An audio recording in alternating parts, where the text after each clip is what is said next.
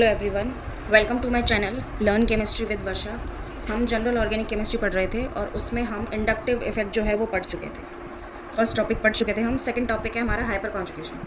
तो ये hyper conjugation देखने से पहले आपको इंडक्टिव इफेक्ट देखना है, क्योंकि जो ऑर्गेनिक केमिस्ट्री है उसका एक सीक्वेंस होता है। तो उसमें फर्स्ट नंबर पे जो है वो इंडक्टिव इफेक्ट पढ़ना है, उसके बाद हम पढ़ेंगे हाइपर कॉन्जुगेशन। हेडिंग क्या है? Hyperconjugation.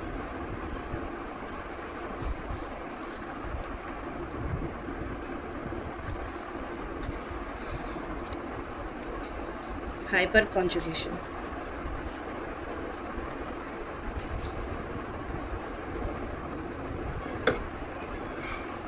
हाइपर कॉन्जुगेशन जो है इसको हम क्या बोल सकते हैं? Baker Nathan effect.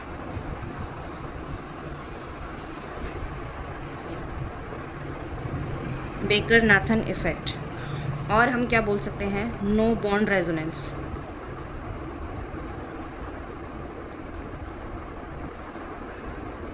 अब जो ये हाइपर कॉन्जुगेशन है इसको हम बेकर नाथन इफेक्ट और नो बॉन्ड रेजोनेंस बोलते हैं। अब ये क्यों बोलते हैं कि बेकर नाथन इफेक्ट? तो इसलिए कह सकते हैं हम कि ये बेकर और नाथन नाम के साइंटिस्ट ने दिए थे, ठीक है। और नो बॉन्ड रेजोनेंस क्यों बोलते हैं? क्योंकि इसमें भी रेजोनेंस जो होता है उसकी तरह क्या होता है कि डीलोकलाइजेशन ऑफ इलेक्ट्रॉन्स होता है, तो इसलिए हम इसको रेजोनेंस तो इसलिए बोलते हैं, ठीक है। और नो बॉन्ड का मतलब क्या है यहाँ पे? नो बॉन्ड का मतलब क्या है यहाँ पे कि जब ये डीलोकलाइजेशन ऑफ इलेक्ट्रॉन्स होता है, मतलब रेजोनेंस होता है इसमें हाइपर कॉन्जुगेशन में, तो जो बॉन्ड होता है ना, जिन दो एटम्स के बीच में जो ये रेजोनेंस हो रहा है उन दोनों के बीच में बॉन्ड नहीं रहता, बॉन्ड टूट जाता है, ठीक है। तो ये डायग्रामेटिकली जब हम इसको ये इसका रेजोनेंस में दिखाऊंगी तब आपको दिखेगा कि इसमें नो बॉन्ड रेजोनेंस जो है ये इसको क्यों कहा गया है, ठीक है। अब हम हाइपर कॉन्जुगेशन के मेन पॉइंट्स पढ़ते हैं, ठीक है। फर्स्ट पॉइंट क्या है? It is also known as no bond resonance और Baker Nathan effect. Second point क्या है? It is a special kind of resonance in which delocalization of electrons takes place through overlapping in between sigma bond and vacant p orbital और sigma bond and vacant pi star molecular orbital। तो जो hyper conjugation है वो एक तरह का resonance ही है। इसमें मतलब डीलोकलाइजेशन हो रहा है ना इलेक्ट्रॉन्स का, और हाइपर कॉन्जुगेशन जो होता है मतलब जो रेजोनेंस होता है उसमें भी डीलोकलाइजेशन होता है। तो एक स्पेशल काइंड ऑफ रेजोनेंस हम इसलिए ही बोल रहे हैं इसको क्योंकि एक रेजोनेंस के तरह ही होता है, बट रेजोनेंस से थोड़ा अलग होता है ये। इसमें जो डिफरेंस है वो हम बाद में पढ़ेंगे, तब हम रेजोनेंस पढ़ लेंगे, उसके बाद हम इनको डिफ्रेंशिएट करेंगे कि हाइपर कॉन्जुगेशन और रेजोनेंस में डिफरेंस क्या है, मतलब तीनों में ही डिफरेंस क्या है, इंडक्टिव इफेक्ट, हाइपर कॉन्जुगेशन और रेजोनेंस, इन तीनों में क्या डिफरेंस है। पर पहले इसके पॉइंट्स पढ़ते हैं, ठीक है। अब हम देखते हैं कि ये किस किस में देखा जा सकता है हाइपर कॉन्जुगेशन।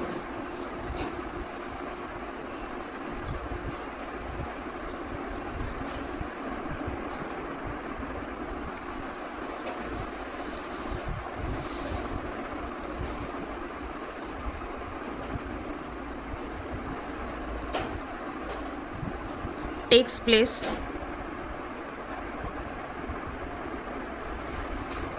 in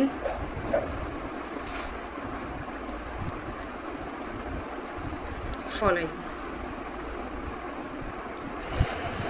किस किस में हो सकता है?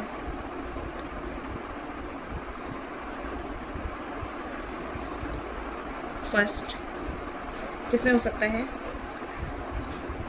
सिग्मा बॉन्ड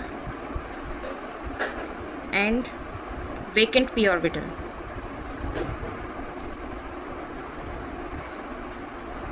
सेकंड किस में हो सकता है? Sigma bond and pi molecular orbital, pi star molecular orbital. ये क्या है? पाई एंटी बॉन्डिंग, स्टार यहाँ पे एंटी बॉन्डिंग को रिप्रेजेंट करता है, ठीक है।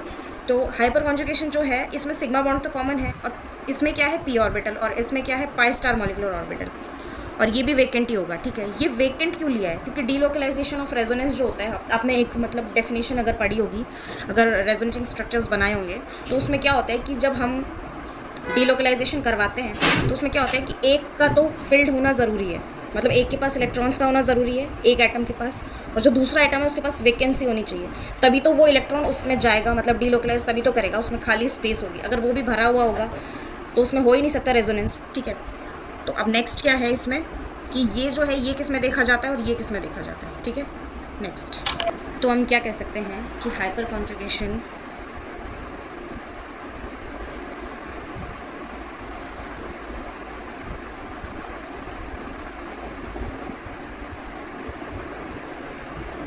can be seen in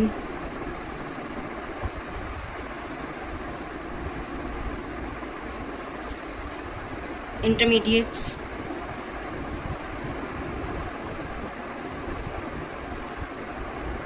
और इंटरमीडिएट्स भी कौन से वाले, कार्बोकैटायन, और दूसरा कौन सा, फ्री रेडिकल। ठीक है, और किस में देखा जा सकता है हाइपर कॉन्जुगेशन? ठीक है, और किस में देखा जा सकता है हाइपर कॉन्जुगेशन? सेकेंडली एल्कीन्स में।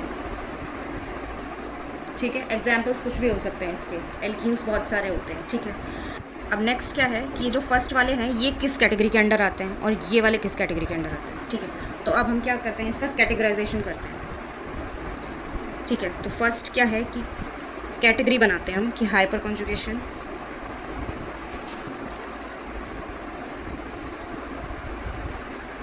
हाइपर कॉन्जुगेशन,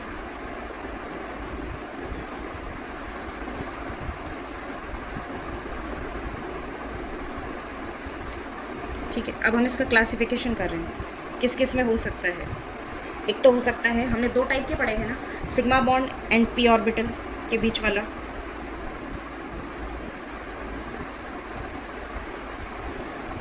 और दूसरा क्या था, sigma bond and pi star molecular orbital. ठीक है, अब ये कैसे कैटेगराइज होंगे, जो ये फर्स्ट वाला है ये इसके अंदर आएगा, मतलब कि कार्बोकैटायन, और दूसरा क्या है, फ्री रेडिकल, और इसमें कौन सा आएगा, एल्कीन्स वाला। ठीक है, अब हम क्या करते हैं, कार्बोकैटायन का कोई भी एक एग्जाम्पल ले लेते हैं। For example CH3 CH2 positive, और हम क्या बनाते हैं, हाइपर कॉन्जुगेटिव स्ट्रक्चर्स। ठीक है, हाइपर कॉन्जुगेटिव स्ट्रक्चर्स जो हैं वो कितने बनेंगे वो हम कैसे कैलकुलेट करते हैं कि जो कार्बोकैटायन है ये कोई भी, जैसे कार्बोकैटायन है या फ्री रेडिकल है, तो उसमें हम क्या निकालेंगे, अल्फा H। तो जितने अल्फा H होंगे ना, तो हाइपर कॉन्जुगेटिव स्ट्रक्चर्स कितने होंगे, number of alpha H plus 1। जितने अल्फा H होंगे, जैसे 3 है तो 4 हाइपर कॉन्जुगेटिव स्ट्रक्चर्स बनेंगे, 4 है तो 5 बनेंगे। ठीक है, तो हम अब पहले ये देखते हैं कि जो अल्फा H है ये कैसे फाइंड आउट करते हैं। तो ये जो कार्बोकैटायन है ना, इसमें हम क्या देखेंगे, ये है कार्बोकैटायन। ठीक है, इससे डायरेक्टली अटैच जो कार्बन है ना, वो तो अल्फा कार्बन होगा, और जो अल्फा कार्बन है इससे अटैच जो हाइड्रोजन होंगे वो क्या होंगे, अल्फा हाइड्रोजन। ठीक है, और ये कितने हैं, 3। तो इसका मतलब क्या हुआ कि इसके हाइपर कॉन्जुगेटिव स्ट्रक्चर्स कितने बनेंगे, 4,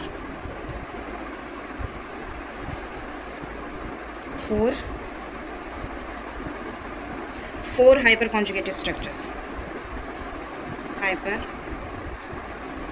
कॉन्जुगेटिव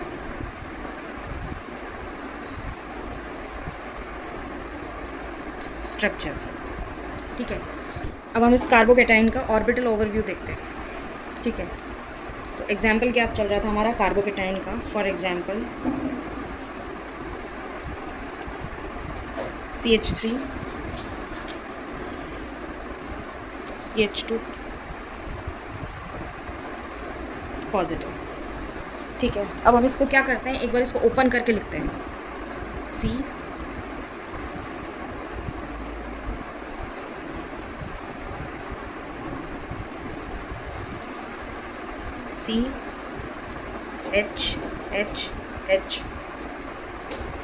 C, और यहाँ पे क्या है, H, और ये वेकेंट पी ऑर्बिटल है, और इसमें यहाँ पे पॉजिटिव है,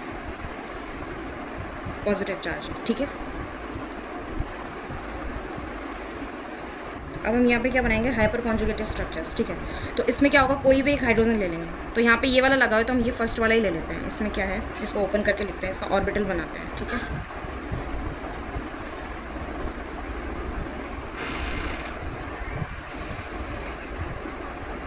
ये इसका ऑर्बिटल बन गया, और हाइड्रोजन ये बन गया हाइड्रोजन। ठीक है, और इसके इलेक्ट्रॉन्स ये बन गए। ठीक है, एक हाइड्रोजन का है और एक कार्बन का है। अब क्या होगा, ये जो इलेक्ट्रॉन्स है ये यहाँ पे ट्रांसफ़र होंगे, ये बॉन्ड टूट के जो ये कार्बन और हाइड्रोजन, हम इन दोनों के बीच में रेजोनेटिंग स्ट्रक्चर्स दिखा रहे हैं, ठीक है। ये यहाँ से बॉन्ड टूट के, यहाँ से बॉन्ड टूटेगा इन दोनों के बीच में और ये दोनों इलेक्ट्रॉन्स यहाँ ट्रांसफ़र हो जाएंगे, ठीक है। अब इसका रेजोनेटिंग स्ट्रक्चर बनाते हैं नेक्स्ट। और इसके लिए हम डबल हेडेड एरो का यूज़ करते हैं। कोई भी रेजोनेटिंग स्ट्रक्चर बनाते हैं उसके लिए हम डबल हेडेड एरो का यूज़ करेंगे, ठीक है। अब क्या होगा, कार्बन कार्बन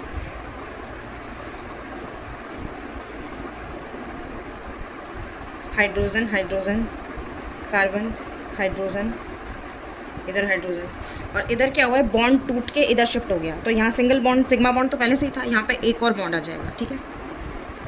इस बॉन्ड को हम इस कलर से दिखा देते हैं। ये बॉन्ड एक और आ गया और यहाँ पे क्या हुआ, हाइड्रोजन जो है इस पर पॉजिटिव चार्ज, और जो ये कार्बन है यहाँ पे क्या हो जाएगा, इसके ऊपर डबल बॉन्ड आ जाएगा। तो ये क्या हो गया, first resonating structure, first resonating structure, ठीक है। फर्स्ट रेजोनेटिंग, सॉरी ये हम हाइपर कॉन्जुगेशन पढ़ रहे हैं तो इसको हाइपर कॉन्जुगेटिव स्ट्रक्चर बोल सकते हैं। हाइपर कॉन्जुगेटिव स्ट्रक्चर,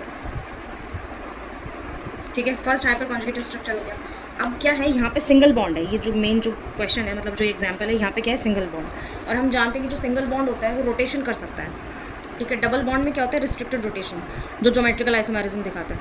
लेकिन सिंगल बॉन्ड जो होता है, अगर अब हम ओपन चेन की बात कर रहे हैं, ठीक है, उसमें क्या होगा कि जो सिंगल बॉन्ड है वो रोटेशन कर सकता है। तो रोटेशन करेगा, हम इसको रोटेशन करवाएंगे तो जो ये वाला हाइड्रोजन है ये इधर आ सकता है, और दूसरी बार एक और बार रोटेशन करवाएंगे तो ये वाला हाइड्रोजन इधर आ सकता है। तो इस अकॉर्डिंग कितने रेजोनेटिंग स्ट्रक्चर्स बन सकते हैं इसके, एक तो ये बन गया, इससे दूसरा, इससे तीसरा, ठीक है। नेक्स्ट बनाते हैं हम थ्रू रोटेशन। इसको करवाया रोटेशन हमने, रोटेशन, ठीक है। और नेक्स्ट हम बनाते हैं हाइपर कॉन्जुगेटिव स्ट्रक्चर।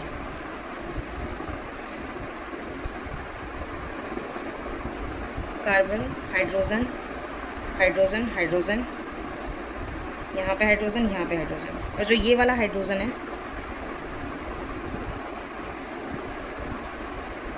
एक यहाँ पे हाइड्रोजन और एक यहाँ पे हाइड्रोजन, और जो ये वाला हाइड्रोजन है इसको हम क्या बता सकते हैं, हाइपर कॉन्जुगेटिव स्ट्रक्चर। तो यहाँ पे H पॉजिटिव आएगा, ठीक है। ऐसे ही तीसरा हाइपर कॉन्जुगेटिव स्ट्रक्चर बना सकते हैं। ये क्या हो गया, सेकंड। और थर्ड क्या होगा, यहाँ पे पॉजिटिव दिखा देंगे, सॉरी यहाँ पे एक डबल बॉन्ड हो रहेगा, ठीक है। हाइड्रोजन हाइड्रोजन, यहाँ पे हाइड्रोजन, यहाँ पे हाइड्रोजन, और यहाँ पे हाइड्रोजन प्लस, ठीक है। प्लस चार्ज आ जाएगा यहाँ पे। तो हमने स्टार्टिंग में क्या पढ़ा था, अल्फा H यहाँ पे कितने हैं, 3 है। और हाइपर कॉन्जुगेटिव स्ट्रक्चर्स कितने बनेंगे, alpha H + 1, number of alpha H + 1। तो 3 तो ये हो गए, ये थर्ड हो गया,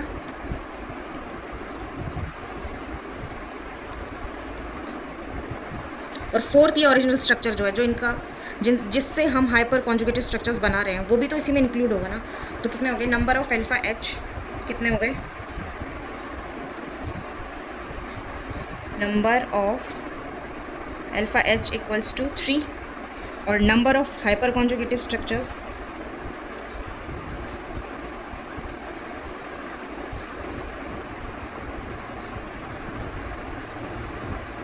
नंबर ऑफ अल्फा H + 1, 3 + 1 = 4, ठीक है। चलो अब नेक्स्ट फ्री रेडिकल है, उसका ऑर्बिटल ओवरव्यू पढ़ते हैं।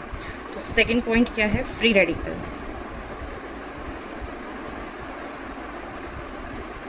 एग्जाम्पल वही जो कार्बोकैटायन वाला था उसी तरीके से ले लेते हैं।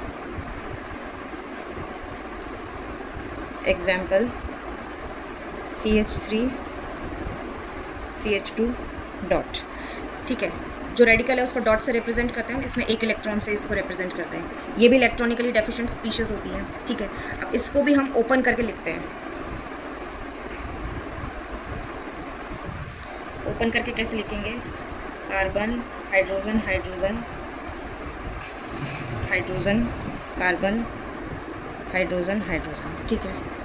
और ये जो रेडिकल है ये वेकेंट पी ऑर्बिटल में प्रेजेंट है, ठीक है। इसको हम डॉट से दिखा देते हैं, ठीक है। अब हम इसका क्या बनाएंगे, हाइपर कॉन्जुगेटिव स्ट्रक्चर बनाएंगे। तो इसमें जैसे कार्बोकेटाइन में किया था उससे थोड़ा डिफरेंट है, इसमें सिंगल हेडेड एरो होगी। मतलब क्या होगा कि पहले इसको रब करते हैं, यहाँ पे इसका ऑर्बिटल फॉर्म में दिखाते हैं इसको।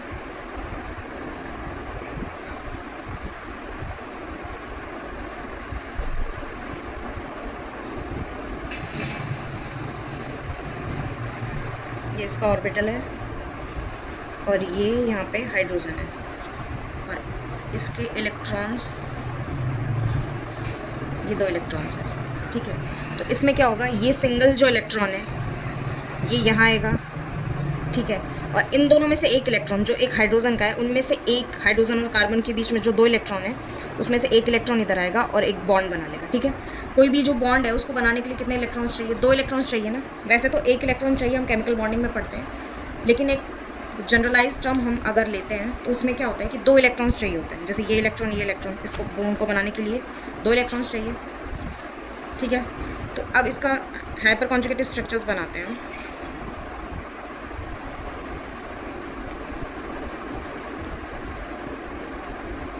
क्या बनेगा इसका, कार्बन कार्बन हाइड्रोजन हाइड्रोजन, ठीक है।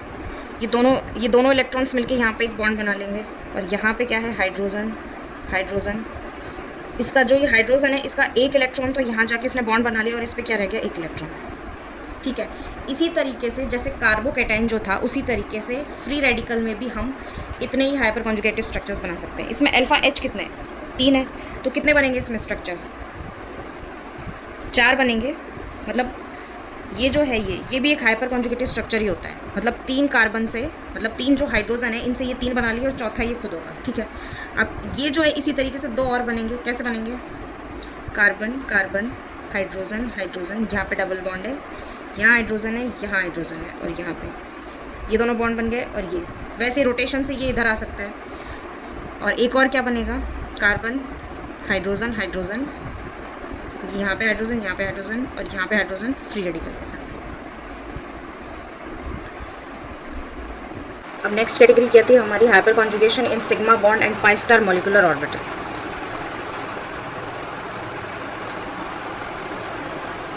हाइपर कॉन्जुगेशन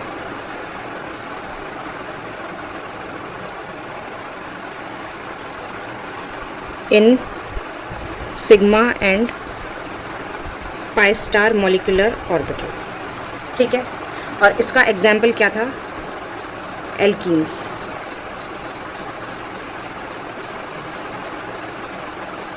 ठीक है। अब हम इसमें एग्जाम्पल लेते हैं, कोई भी एल्कीन का एग्जाम्पल, CH3 CH CH2, ठीक है। और इसमें क्या है, ये पूरा एल्कीन है, तो जो अल्फा कार्बन होगा वो ये होगा, ये क्या होगा, अल्फा कार्बन। और इससे जो अटैच होगा वो क्या होगा, अल्फा हाइड्रोजन। और ये कितने हैं, 3। अब हम इसका ऑर्बिटल ओवरव्यू बनाते हैं, ठीक है। इसको ओपन करके लिखते हैं, carbon hydrogen hydrogen hydrogen, carbon hydrogen carbon hydrogen और हाइड्रोजन, ठीक है। इसमें क्या है, ये 2 कार्बन एटम्स जो हैं ये वाले, ये sp2 हाइब्रिडाइज्ड है, ये वाला कार्बन और ये वाला कार्बन, और जो ये कार्बन है ये sp3 हाइब्रिडाइज्ड है, ठीक है। तो जो ये 2 कार्बन है इसमें क्या है, पाई बॉन्डिंग है। तो पाई बॉन्डिंग कैसे होती है, जैसे p ऑर्बिटल यहाँ पे sp2 हाइब्रिडाइज्ड है, तो इसमें क्या होगा, साइड वाइज ओवरलैपिंग से पाई बॉन्ड शो होगा। तो हम इसके एक बार ऑर्बिटल्स ड्रॉ करके देखते हैं। इसको रब कर देते हैं हाइड्रोजन को और इसको यहाँ साइड में लिख देते हैं, हाइड्रोजन, ठीक है। और अब हम इसका ऑर्बिटल ओवरव्यू बनाते हैं। इसका ऑर्बिटल, इसका p ऑर्बिटल ये होगा और इस कार्बन का p ऑर्बिटल ये होगा। और इसमें क्या होगा, पाई बॉन्डिंग शो कर देते हैं हम, ये पाई बॉन्डिंग है, ठीक है। तो ये क्या होगा, ये पाई बॉन्ड है, बॉन्डिंग इंटरेक्शन से बना है। अब इसमें क्या होगा, एंटी बॉन्डिंग भी होगा, पाई एंटी बॉन्डिंग मॉलिक्यूलर ऑर्बिटल, तो वो हम बनाते हैं साइड में।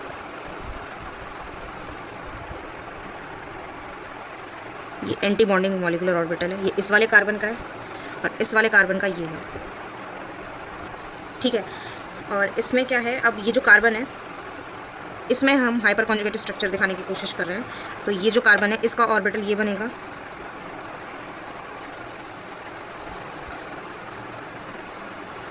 और इसके साथ हाइड्रोजन अटैच है, तो ये हाइड्रोजन है, ठीक है, और इसमें ये 2 इलेक्ट्रॉन्स हैं, ठीक है।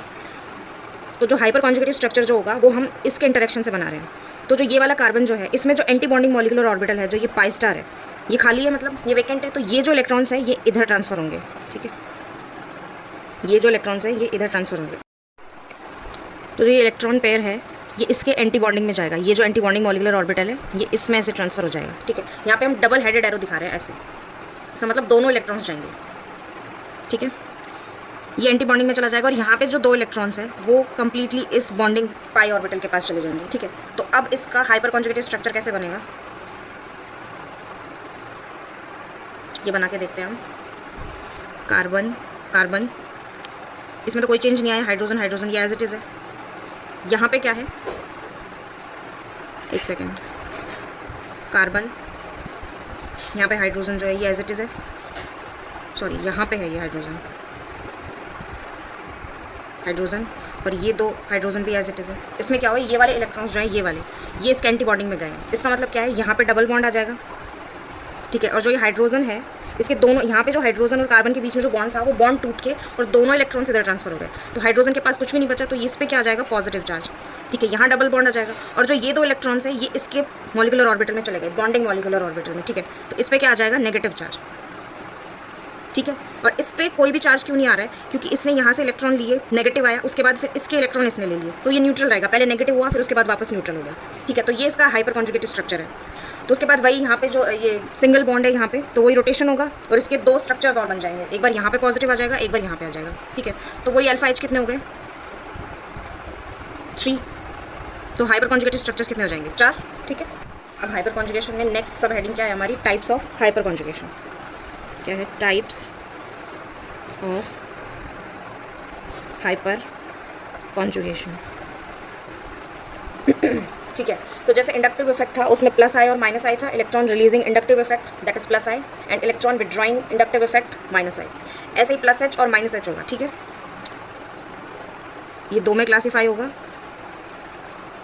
प्लस एच और माइनस एच, ठीक है। ये क्या है, इलेक्ट्रॉन रिलीजिंग हाइपर कॉन्जुगेशन, और ये क्या होगा, इलेक्ट्रॉन विड्रॉइंग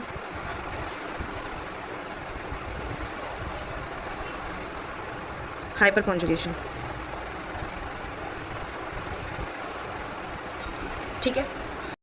अब नेक्स्ट इसमें क्या है कि जो हमने जो इंडक्टिव इफेक्ट में जो एक ऑर्डर पढ़ा था और हाइपर कॉन्जुगेशन में जो हम ऑर्डर पढ़ेंगे उसमें क्या है, ये आपस में एक दूसरे को कॉन्ट्रडिक्ट करते हैं, मतलब ऑर्डर जस्ट रिवर्स आ जाता है। जैसे एग्जांपल हमने लिया था प्लस एच का, हम लेते हैं सबसे पहले कि इसमें क्या था, CH3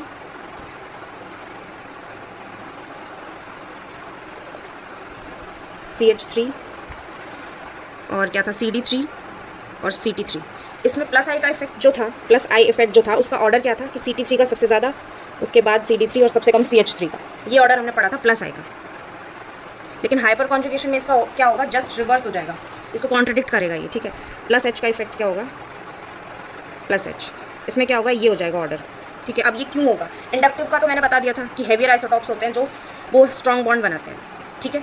और इसका क्या होगा, प्लस एच में क्या होगा, ऑर्डर जस्ट रिवर्स क्यों आ रहा है, इसमें क्या है, देखो ये इसका आंसर इसी जो ये मैंने स्टेटमेंट बोला है ना कि जो ये हायर आइसोटॉप्स होते हैं, जो हेवियर आइसोटॉप्स होते हैं वो स्ट्रॉन्ग बॉन्ड बनाते हैं, इसी में इसका आंसर छुपा हुआ है, ठीक है। ये CH है, ये CD है और ये CT है, तो मतलब ये स्ट्रॉन्ग बॉन्ड बना रहा है। और हाइपर कॉन्जुगेशन में हम क्या पढ़ रहे थे, नो बॉन्ड रेजोनेंस। अच्छा, मैंने एक नो बॉन्ड रेजोनेंस भी नहीं बताया। नो बॉन्ड रेजोनेंस अब समझ में आ गया होगा कि वहाँ पे बॉन्ड टूट जाता है, कार्बन और हाइड्रोजन है उसके बीच में बॉन्ड टूट जाता है, इसलिए उसको नो बॉन्ड रेजोनेंस बोलते हैं। तो बॉन्ड टूट रहा है इसमें, तो बॉन्ड अगर हेवियर आइसोटॉप्स अगर स्ट्रॉन्ग बॉन्ड बनाते हैं तो वो बॉन्ड इजीली टूटेगा नहीं, तो इसका मतलब क्या होगा कि इसका जो प्लस एच है वो सबसे कम होगा और इसका सबसे ज़्यादा होगा, क्योंकि ये बॉन्ड ऑर्डर इसका कम है, बॉन्ड लेंथ ज़्यादा है, तो बॉन्ड ईजिली टूट जाएगा और हाइपर कॉन्जुगेटिव स्ट्रक्चर्स जो हैं वो ईजिली बन जाएंगे, ठीक है। ऐसे ही इसमें माइनस एच वाला जो एक एग्जाम्पल है वो भी हम देखते हैं, वो भी माइनस आई को जो है वो कॉन्ट्रडिक्ट करता है। इसमें क्या था आंसर हमारा, सॉरी एग्जाम्पल क्या था हमारा, इसका एग्जाम्पल था CF3, CCl3, CBr3 और CI3, इसमें भी क्या था, जो प्लस जो माइनस आई था वो इसका ज़्यादा था, सबसे ज़्यादा इसका था और सबसे कम इसका था। इसका ज़्यादा क्यों था, क्योंकि फ्लोरीन जो है वो इलेक्ट्रोनेगेटिव एलिमेंट है, मोस्ट इलेक्ट्रोनेगेटिव एलिमेंट है, तो जिसकी इलेक्ट्रोनेगेटिविटी ज़्यादा होती है उसका माइनस आई ज़्यादा होता है, मतलब इलेक्ट्रॉन्स को अपनी तरफ अट्रैक्ट करेगा वो, ठीक है। तो अब इसमें क्या हो रहा है कि ये ज़्यादा इलेक्ट्रोनेगेटिव है, तो इसका जो बॉन्ड है इसमें जो ओवरलैपिंग होगी वो स्ट्रॉन्ग होगी और इसमें कम होगी, तो वही बॉन्ड टूट रहा है। इसमें हाइपर कॉन्जुगेशन में क्या हो रहा है, जब प्लस एच है चाहे माइनस एच है, दोनों में ही बॉन्ड टूट रहा है, मतलब कि हमें वीक बॉन्ड चाहिए हाइपर कॉन्जुगेटिव स्ट्रक्चर्स बनाने के लिए। तो इसमें भी इसका प्लस एच जो होगा, सॉरी माइनस एच जो होगा वो इसका ज़्यादा होगा और इसका कम होगा, तो इसमें भी ऑर्डर जस्ट रिवर्स आ जाएगा। माइनस आई का तो क्या था कि इसका सबसे ज़्यादा था, माइनस आई में एक बार मैं ऑर्डर बना के दिखा देती हूँ। ये था हमारा CF3, CCl3, CBr3 और CI3, ठीक है। और इसमें माइनस आई का ऑर्डर क्या था, ये था, और माइनस एच का क्या हो जाएगा, जस्ट रिवर्स, ये कहना चाह रही हूँ मैं, ठीक है। अब हम नेक्स्ट क्या करते हैं, हाइपर कॉन्जुगेशन से रिलेटेड एग्जांपल्स करते हैं, मतलब number of alpha H find out करते हैं। तो अगर हम number of alpha H find out कर लेंगे तो उससे हमें क्या पता चल जाएगा कि उस पर्टिकुलर एग्जाम्पल में कितने हाइपर कॉन्जुगेटिव स्ट्रक्चर्स बनेंगे, ठीक है। तो क्वेश्चन नोट डाउन करते हैं हम, क्वेश्चंस फॉर प्रैक्टिस, पहले हम हेडिंग लगाते हैं, क्वेश्चंस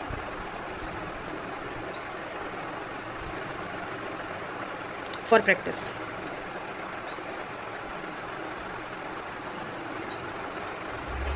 ठीक है, क्वेश्चन क्या है, calculate number of hyperconjugative structures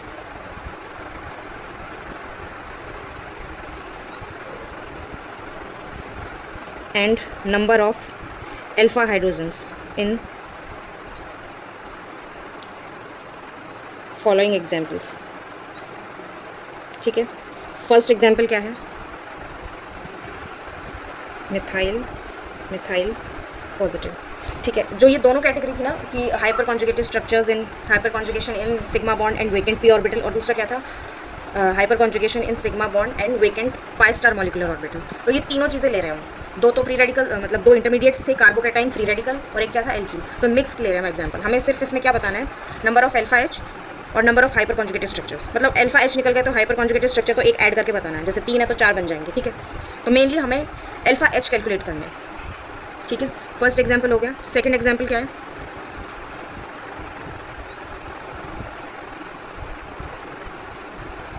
positive, ठीक है। थर्ड एग्जाम्पल रिंग का ले लेते हैं एग्जाम्पल, फ्री रेडिकल, ठीक है। नेक्स्ट एग्जाम्पल है फोर्थ एग्जाम्पल,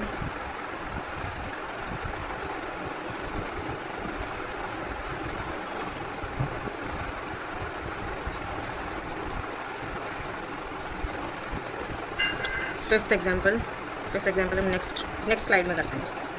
पहले आप इतना सॉल्व करो, ये 4 एग्जाम्पल सॉल्व करके देखो। तो चलिए अब ये चारों एग्जाम्पल सॉल्व करते हैं, ठीक है। इसमें क्या करेंगे हम, सबसे पहले, मतलब अल्फा एच बाद की चीज़ है, सबसे पहले हम क्या निकालेंगे इसमें कि कुछ भी एग्जाम्पल दिया हुआ है, जैसे इंटरमीडिएट दिया हुआ है, मतलब कार्बोकैटाइन फ्री रेडिकल, या फिर वो सेकंड कैटेगरी वाला जो है वो एल्कीन वाला, कोई भी एग्जाम्पल दिया हुआ है, उसमें हम सबसे पहले अल्फा कार्बन निकालेंगे। और अल्फा कार्बन क्या होता है, उस इंटरमीडिएट से या फिर उस एल्कीन से डायरेक्टली अटैच जो कार्बन एटम होता है वो होता है अल्फा कार्बन। जैसे ये है, इसमें क्या होगा, इसमें ये है अल्फा कार्बन, ठीक है। अब ये नहीं कि सिर्फ यही है, इससे डायरेक्टली अटैच तो ये भी है, तो ये भी अल्फा कार्बन हो जाएगा, ठीक है। ये दोनों अल्फा कार्बन हो जाएंगे। नेक्स्ट स्टेप हमारा क्या होगा कि जो ये जो अल्फा कार्बन है, इस पर जो हाइड्रोजन लगा होगा वो अल्फा हाइड्रोजन होगा, ठीक है। तो यहाँ पे अब हम काउंट करते हैं कि कितने हाइड्रोजन हो सकते हैं। 2 बॉन्ड तो ये है, इस पर कितने हाइड्रोजन अटैच है, एक हाइड्रोजन यहाँ है, एक यहाँ पे है। इसमें क्या है, 3 बॉन्ड कार्बन के, चौथा बॉन्ड हाइड्रोजन कंप्लीट करेगा, ठीक है, चौथी वैलेंसी जो है। तो अल्फा हाइड्रोजन कितने हो गए यहाँ पे, अल्फा एच कितने हो गए, 2 + 1 3। तो अल्फा एच हमने फाइंड आउट कर लिए। अब हमने number of alpha H count कर लिए कि कितने हैं, इसमें 3 है। तो हाइपर कॉन्जुगेटिव स्ट्रक्चर्स जो हैं वो भी हम इजीली फाइंड आउट कर लेंगे। क्या करना है, बस 1 ऐड करना है इसमें। तो क्या होगा, number of hyperconjugative structures, number of hyperconjugative structures कितने होंगे यहाँ पे, 3 + 1 4, ठीक है। अब ऐसे ही नेक्स्ट एग्जाम्पल होगा, ये भी कार्बोकैटाइन है। इसमें वही फर्स्ट स्टेप क्या है, सबसे पहले अल्फा एच फाइंड आउट करेंगे, मतलब जो कार्बोकैटाइन है जहाँ पे प्लस चार्ज लगा हुआ है उससे डायरेक्टली अटैच कार्बन एटम कौन सा है, एक तो ये अल्फा कार्बन, एक ये है और एक ये है। अब हाइड्रोजन, अब क्या करना है, number of alpha H find out करना है। तो इस पर हाइड्रोजन कितने लगे हुए हैं, 1 2, इस पर कितने लगे हुए हैं, कार्बन की एक वैलेंसी तो कंप्लीट है, 3 और आ जाएंगे इसमें, हाइड्रोजन हाइड्रोजन हाइड्रोजन, और इसमें 1 आ जाएगा। तो नंबर ऑफ अल्फा एच कितने हो जाएंगे, 1 2 3 4 5 6 अल्फा एच, 6 अल्फा एच, ठीक है। और number of hyperconjugative structures कितने हो जाएंगे, number of hyperconjugative structures हो जाएंगे 6 + 1 7, ठीक है। ये इसका आंसर है, इसका आंसर हम यहाँ लिखते हैं नेक्स्ट वाले का, या तो हम इसको रब कर देते हैं, इसका नोट डाउन कर लेना आंसर आप।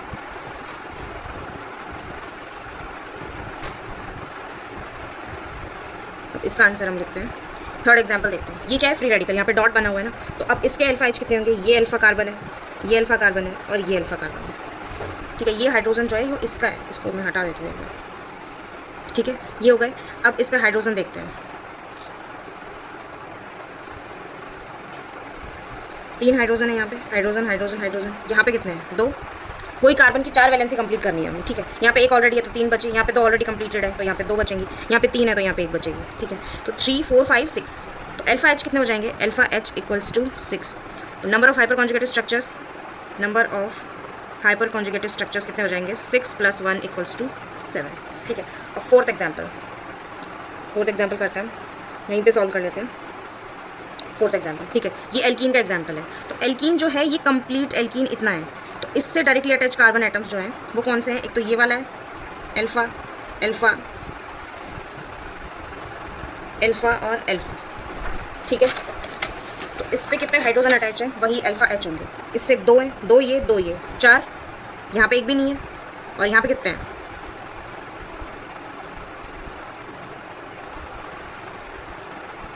यहाँ पर हैं 1 2 3 4 5 6 7, तो कितने हो गए, अल्फा एच इक्वल्स टू 7। और number of hyperconjugative structures कितने हो जाएंगे, 7 + 1 = 8, ठीक है।